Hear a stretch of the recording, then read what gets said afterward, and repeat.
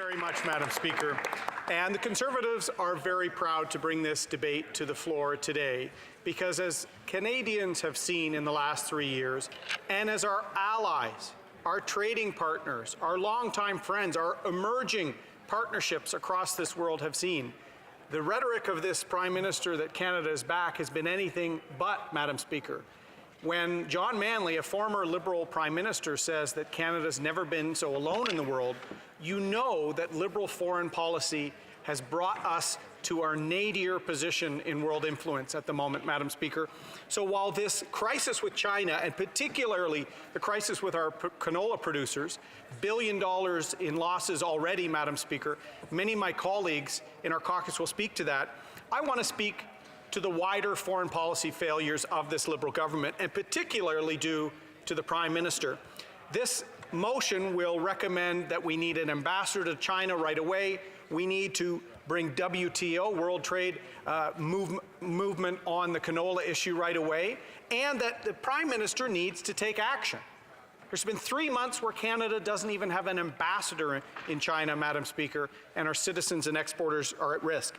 But for Canadians that are watching this debate, that have seen the crisis with China that began in late last year, they know that Michael Spavor and Michael Korvig are in prison, 24/7 lights on, questioning, being abused, Madam Speaker. We know that Mr. Schellenberg and another Canadian yesterday had death sentences brought down upon them. We know that thousands of Canadians have had questions about travel to China, their visa status, their work status. There are hundreds of thousands of Canadians in China, with Hong Kong included, Madam Speaker, and literally inaction by this Prime Minister. But it's not just China. And this is what Canadians need to know. The failure of this Prime Minister on a foreign policy level is truly astounding. Let's go through some of the countries. China, of course, Saudi Arabia, where a Twitter dispute, where a mistranslated tweet in Arabic has led to less physicians in our teaching hospital, has led to millions of dollars lost in all universities, major universities in Canada, Madam Speaker, from a tweet. Twitter diplomacy that even longtime diplomats criticize heavily. I can't go any further without mentioning the India state visit, Madam Speaker. Not only did that set our relationship back and impose tariffs on lentils by the Indian government afterwards, our relationship with an emerging Commonwealth partner is at its lowest point, Madam Speaker. Yes. The Prime Minister's gaffe-pone trip, where he invited a former criminal who tried to assassinate an Indian official, has been the subject matter for global international ridicule, Madam Speaker, but more importantly, it's hurt an important and emerging relationship with a key power like India. The Philippines, Madam Speaker, faux pas between the Prime Minister led to Bell Helicopter in Montreal losing a helicopter order just by fumbling another relationship, Madam Speaker. Japan. Now, we know last week the Prime Minister embarrassed Prime Minister Abe by referring to Japan twice as China, Madam Speaker. Embarrassing, but really catastrophic, because we're already repairing a relationship with Japan after the Prime Minister stood up world leaders in Vietnam at the Trans-Pacific Partnership Leaders Meeting. Shameful. Here, the Prime Minister of Canada stood up global leaders for a meeting with a Facebook executive, Madam Speaker. I wish I was joking, but when you have Japan, Australia, New Zealand, some of our closest allies, our Five Eyes in the latter two, Madam Speaker, with international headlines ridiculing the Prime Minister of Canada because of his conduct.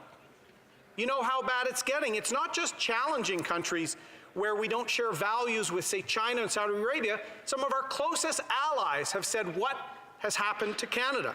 The list continues. The United Kingdom, Belgium, where he stood up the royal family in Canada, Mr. Speaker. Italy, where the Prime Minister compared returning ISIS fighters to Canada to Italian immigrants to Montreal after the war, Madam Speaker. Sure. I wish I was kidding. But the bumbling son of a former Prime Minister that a lot of people used to cut him slack for these gaffes are hurting our international reputation. And they're hurting citizens and exporters. And taken together, it's probably the biggest failure of this government. And then, of course, the United States, where anyone would have known the new administration would be a challenge, renegotiating NAFTA, an agreement that conservatives brought, where the US and Canada had a trade agreement before Mexico was added. The virtue signaling of the Prime Minister by putting non-trade issues that were related to his own brand made it complicated to make deals on auto, on softwood, on agricultural products, and at the end, Mexico secured a deal that Canada was given a take it or leave it to join. And I want to say I'll be splitting my time with the honourable member from Mégantic-L'Érable, Madam Speaker. So literally there almost isn't a relationship that hasn't been diminished on the world stage as a result of this Prime Minister and the Liberal government. So it's been noticed. A headline from the National Post, Earth to Trudeau, Fidel Castro was a brutal dictator, not a benevolent, grizzled uncle. You know who wrote that, Madam Speaker? Michael Dentant, who later was offered a job by the Liberal government, much like James Cudmore, after writing negative things about the Norman case.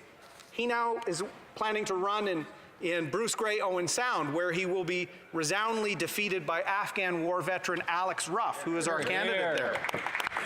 Let's see what a former ambassador to China from Canada said about this Prime Minister's approach to China.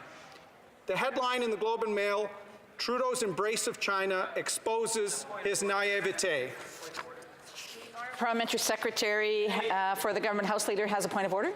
Madam Speaker, I let it slide the first time, believing the member accidentally had mentioned the Prime Minister by name. This is the second article in which he has now made reference to the Prime Minister by name, and would ask him to refrain from doing so. Thank you very much.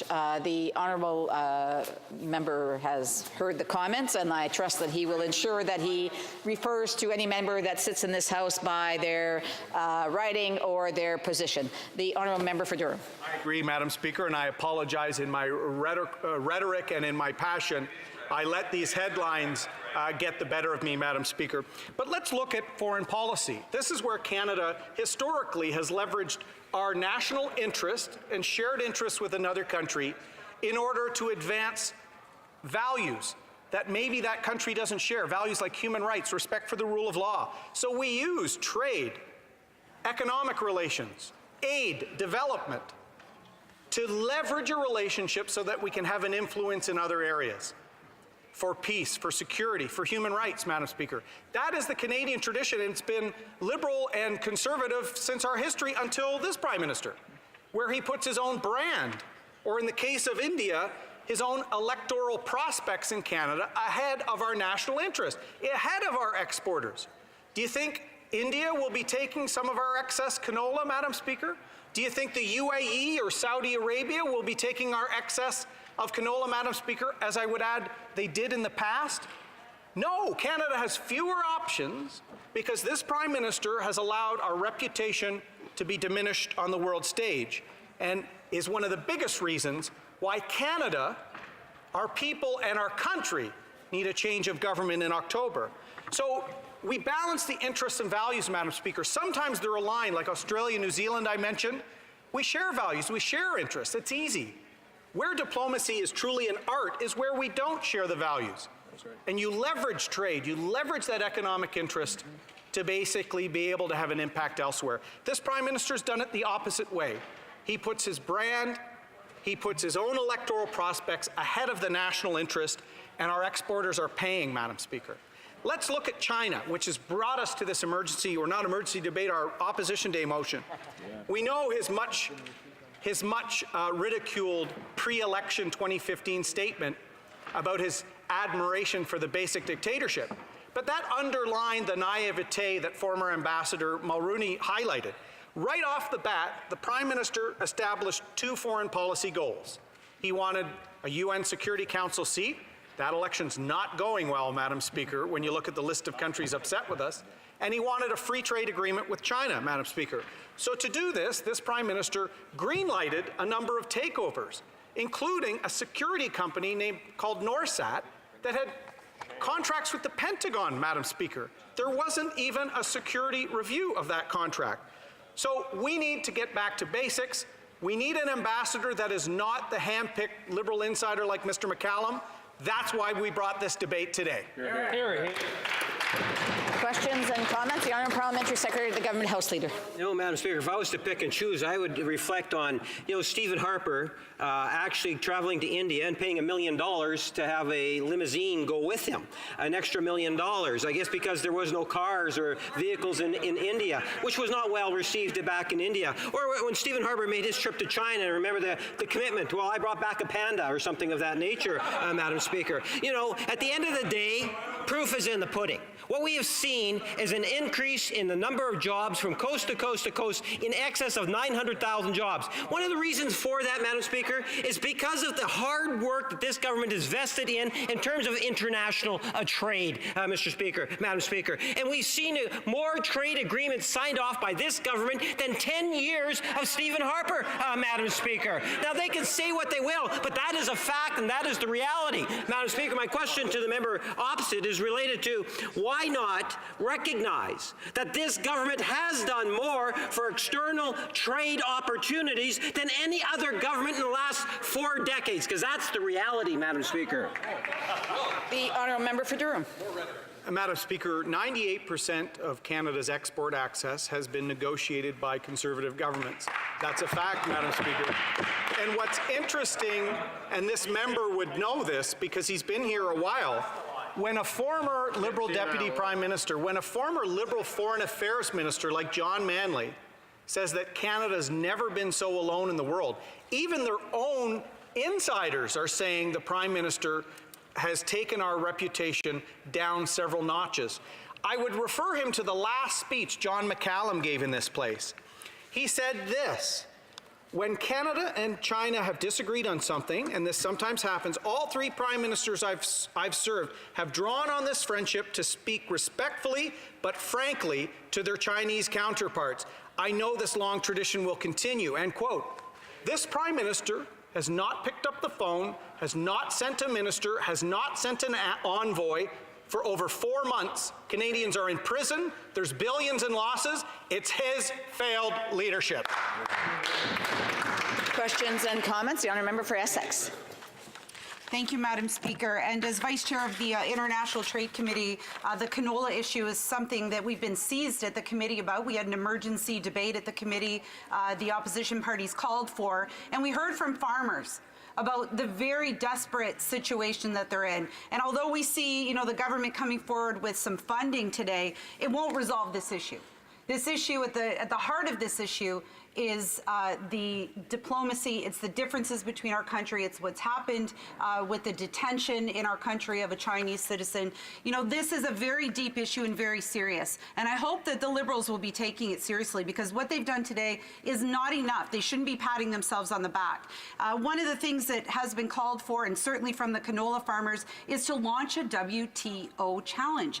Canada is having constant challenges lobbed at us. We're being dragged to the WTO over multiple trade issues on a constant basis. Here we see a clear-cut case for a challenge. Does the member agree with me that we need that WTO challenge to be initiated now, because we don't know how long this dispute will go on for? The Honourable Member for Durham.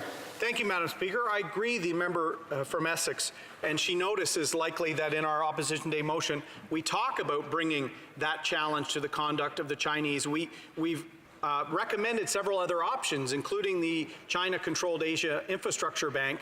We've recommended envoys. We've actually pushed the government to take this seriously because we saw the impact it was going to have on our citizens, on our trade, and it's a sign. Inaction is viewed as weakness by this Prime Minister, Madam Speaker. So this is why we've brought the debate. And what should concern Canadians, when we were in power, former Minister Ritz had a market access secretariat. If there was a trade issue anywhere, he had people there, and then he traveled there to get that access. Slowly, as I said, with India on lentils, with Italy on durum wheat, with China now on canola, we are slowly losing market access despite the sunny ways and photographs, I would say, Madam Speaker, because of the sunny ways and photographs, when he goes to these countries and campaigns, they notice, Madam Speaker. It's time for a serious approach. It's time for a new ambassador, but realistically, it's time for a new government, Madam Speaker.